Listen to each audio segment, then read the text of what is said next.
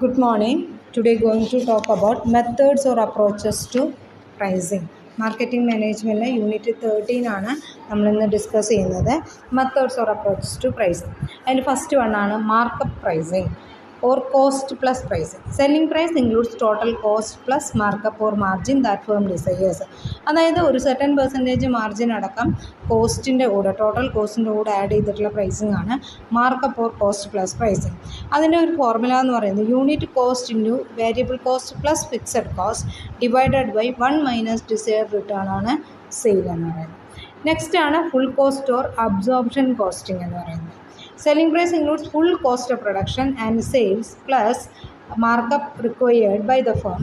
It makes use standard costing technique. അതായത് full cost, fixed cost, variable cost, selling and administration, advertisement cost, അതെല്ലാതും കൂടി add ചെയ്യുന്നു. അതാണ് full cost or absorption costing എന്ന് പറയുന്നത്. ഇനി break even or target return price. Firm determines the break-even point, the volume of sales required to reach no profit, no loss.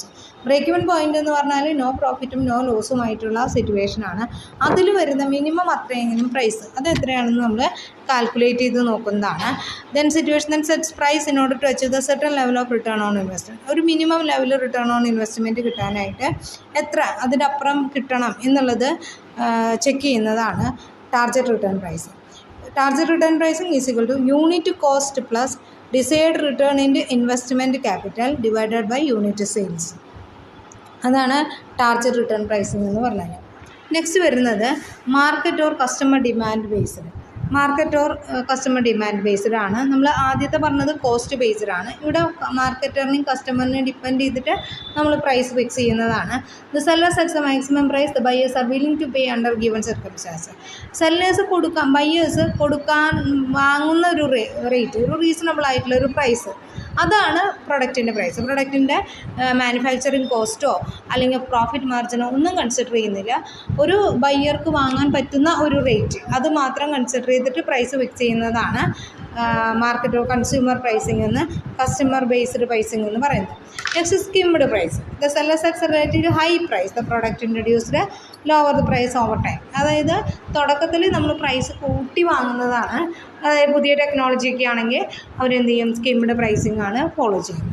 Next വരുന്നത് penetration price. The product is introduce at low price initially but the price is increased subsequently. തുടക്കത്തിൽ കുറഞ്ഞ പ്രൈസും പിന്നീട് വില കൂട്ടുകയും ചെയ്യുന്നതാണ് penetration pricing എന്ന് പറയുന്നത്. ഇനി കോമ്പറ്റീഷൻ ബേസ്ഡ് പ്രൈസിങ്. കോമ്പറ്റീഷനെ ഡിപ്പെൻഡ് ചെയ്തിട്ടുള്ള പ്രൈസിങ് ഫിക്സിംഗ് ആണ്.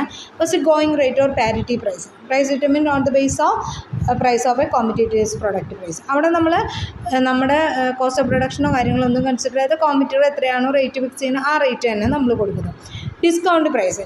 Price of the product is set below the price of the competitors product. Competitors പ്രൊഡക്റ്റിനേക്കാളും ബിലോ ആയിട്ടുള്ള പ്രൈസ് ഫിക്സ് ചെയ്യുന്നു, അതാണ് ഡിസ്കൗണ്ട് പ്രൈസ്. ഇനി premium price. Price is set above the price charged by the competitor. Price above price charge ചെയ്യുന്നു. ഇനി tender or sealed price.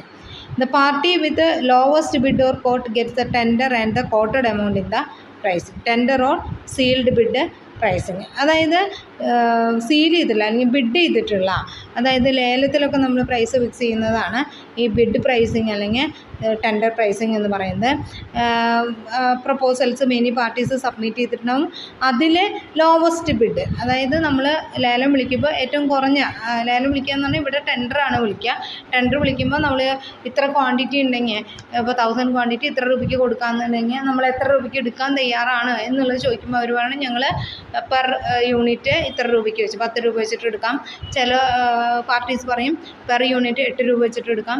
ചിലവർ പറയും per unit 12 രൂപ വെച്ചിട്ട് എടുക്കാം. അങ്ങനെ പല ഇതിൽ നമ്മൾ ടെൻഡർ കൊടുക്കും. സീൽഡ് ടെൻഡറാണ്. അതായത് നമ്മൾ എത്ര രൂപയാണ് കൊടുക്കണതെന്നുള്ളത് പുറത്തേക്ക് അറിയില്ല.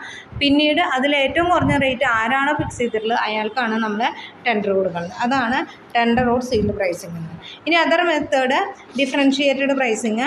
Different price are charge different കസ്റ്റമേഴ്സിന്. Customer segment, time, location, product attributes അതൊക്കെ കൺസിഡർ ചെയ്തിട്ട് എന്ത് ചെയ്യാണ്, കസ്റ്റമർ സെഗ്മെൻറ്റ് തിരിച്ചിട്ട് പ്രൈസ് ഫിക്സ് ചെയ്യുന്നതാണ് നെക്സ്റ്റ് കാറ്റഗറി ആയിട്ട് വരുന്നത്. Okay, thank U.